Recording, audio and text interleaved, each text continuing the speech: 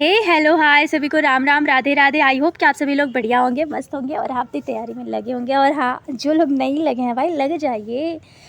आप लोग तो सोच रहे होंगे एग्ज़ाम हो गया है, चलो रेस्ट करते हैं। रेस्ट मत करिए, क्योंकि जैसे इंग्लिश आप लोग के सेकेंड सेमेस्टर और फोर्थ सेमेस्टर में जिनका मतलब जो लोग इंग्लिश मीडियम से नहीं थे उनको हार्ड लगता था, वैसे ही संस्कृत भी है। ऐसा ना ईज़िली मत लीजिएगा। फर्स्ट सेमेस्टर में बहुत लोगों का बैक भी आया था संस्कृत में, और ये आपके थर्ड सेमेस्टर में साथ छोड़ने वाला नहीं है। तो अब संस्कृत पे फोकस करिए। और हाँ, मैं आपको फ्री कंटेंट, फ्री PYQ और हिंदी तो आपके संस्कृत आपको प्रोवाइड कराऊंगी, लेकिन मुझे आपका चाहिए बस थोड़ा सा टाइम, बस थोड़ा सा पेशेंस बना के मेरी क्लास में बने रहिएगा। अगर आप लोगों को, मैं श्योर बोल रही हूँ, अगर क्लास नहीं बढ़िया लगे ना तो भले आप दोबारा मत आइएगा, लेकिन मैं श्योर बोल रही हूँ यहाँ से आप लोगों को बहुत ज़्यादा बेनिफिट होने वाला है। तो थोड़ा सा पेशेंस बना के वीडियो में एंड तक बने रहिएगा। मैं आज संधि का, आज पहला क्लास है, ठीक है, संधि का। तो हम संस्कृत में जानेंगे संधि क्या होता है। संधि की संधि प्रकारा वर्ण्य, मतलब संधि क्या होता है, संधि के प्रकार लिखिए। देखिए, जिसको संस्कृत नहीं समझ में आ रही होगी, यहाँ पे हिंदी में अगर PDF आप लोग लेंगे तो हिंदी भी मिल जाएगी।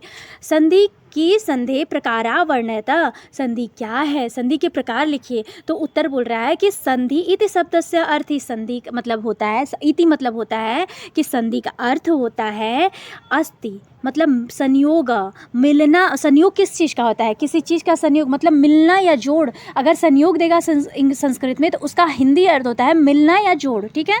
यदाद्वे अक्षरे स्वरा अथवा व्यंजना, मतलब जो ये दो अक्षर होता है, यदा मतलब होता है जब दो अक्षर स्वर अथवा व्यंजन परस्पर मिलित्वा, मतलब जब स्वर और व्यंजन जो होते हैं परस्पर मिलते हैं तो ध्वन्या परिवर्तन करोति, मतलब उनके मेल में जो उच्चारण होता है वो कुछ परिवर्तन होता है। मतलब परस्पर जब मिलते हैं तो ध्वनि जो होता है उनका उच्चारण होता है परिवर्तन करोति, मतलब परिवर्तन करता है।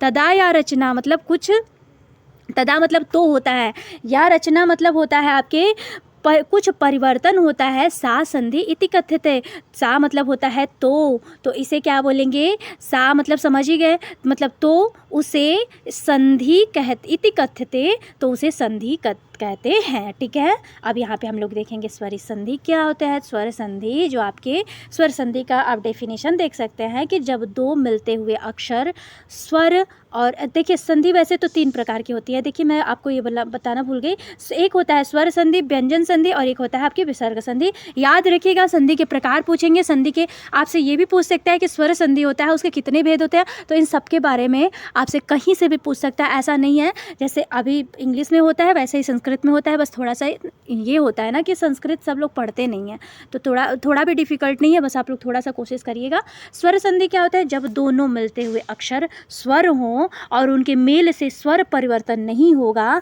तो उसे स्वर संधि कहते हैं। तो उदाहरण के लिए आप लोग क्या लिख देंगे, रामधन अर्चना, रामा अर्चना, मतलब रामा अर्चना क्या आ जाएगा, दीर्घ संधि। यहाँ पे बोला है जब दोनों मिलते हुए अक्षर स्वर होंगे और उनके मेल से स्वर परिवर्तन भी नहीं होगा उसे आप स्वर संधि कह सकते हैं। प्रतिध्वनि एकम प्रत्येकम, ये आपके गुण संधि में आ जाएगा। प्रत्येक जो होता है आपके गुण संधि में आ जाएगा। याद हुआ।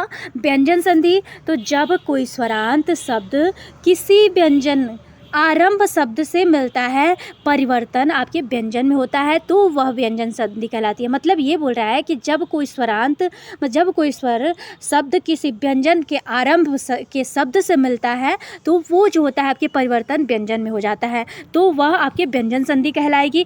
तो इसे क्या बोलेंगे, तद धन जन। तो यहाँ पे तद यहाँ पे था तो आपके यहाँ पे तज्जन बन गया है। क्या बना है, तो यहाँ पे आपके तज्जन बन गया है। यहाँ पे आप लोग देख सकते हैं उदाहरण के लिए, तद धन जन आपके तज्जन, सत धन गुण, यहाँ पे आपको शब्द का उच्चारण यहाँ पे सत धन गुड़ा हुआ है, लेकिन आपके अगर पूरा व्यंजन बनेगा तो शगुड़ा हो जाएगा। तो याद रहेगा व्यंजन संधि।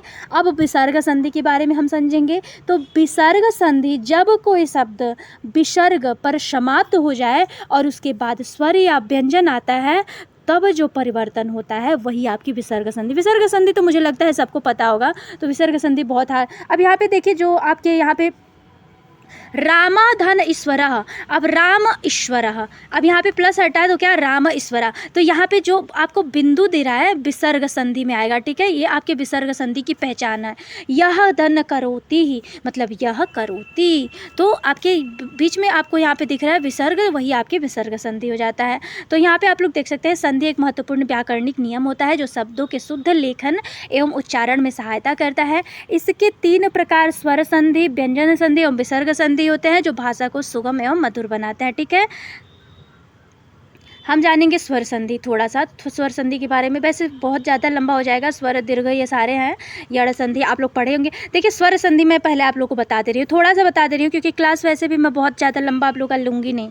अच्छा रिस्पांस देंगे आप लोग तभी मैं कुछ भी करूँगी, ठीक है, और जब तक अच्छा रिस्पांस नहीं देंगे मैं क्लास छोटा ही लूँगी आप लोग का।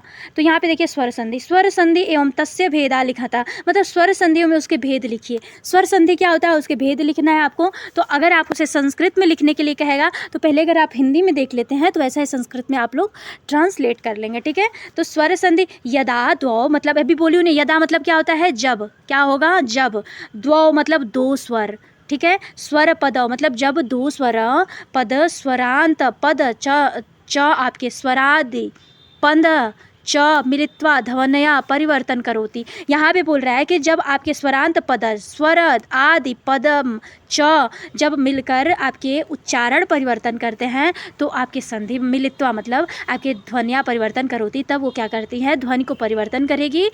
तदा या मतलब तद उसे यह संधि दृश्यन्ते स्वरा संधि इति कथ्यते, मतलब उसे आप क्या बोल सकते हैं, संधि कहेंगे या तो उसे स्वर संधि कह सकते हैं, ठीक है।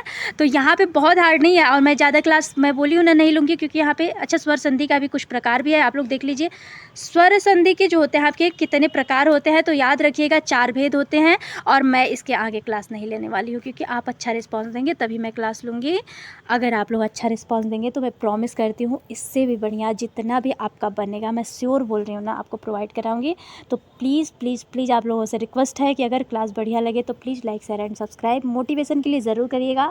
और हाँ, अगर क्लास सच में पसंद आए तो प्लीज़ कमेंट ज़रूर करिएगा, ताकि नेक्स्ट सेशन इससे लंबा और अच्छा जितना भी बन सकेगा, जितना आपके क्वेश्चन बने हैं मैं सारा अच्छे से प्रोवाइड कराऊंगी। ऐसे थोड़ा सा डिमोटिवेट हो जाते हैं तो मन नहीं करता है, तो आप लोग कोशिश करिएगा। चलिए मिलते हैं सभी को नेक्स्ट वीडियो में, तब तक के लिए सभी को राम राम, राधे राधे।